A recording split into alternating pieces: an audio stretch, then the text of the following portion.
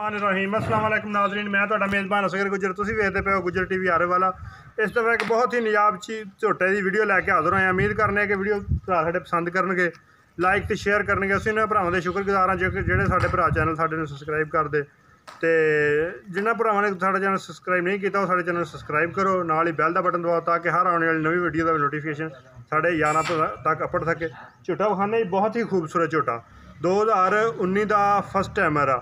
इंशाल्लाह उम्मीद आ कि साडे भरा बहुत ही पसंद करनगे झोटा विखाने जी। तो इंशाल्लाह उम्मीद आ कि पसंद आएगा। उरे करो जी, कैमरामैन साहब विखा लो, झोटे दी तसल्लियां कराओ।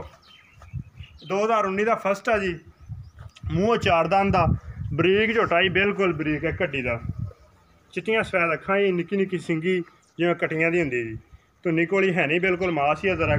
मूतरी भी झोटे की बिल्कुल जिन्नी क होनी चाहिए है, नहायत ही सोहनी आ। पुट्ठा माई झोटे का बड़ा चोना,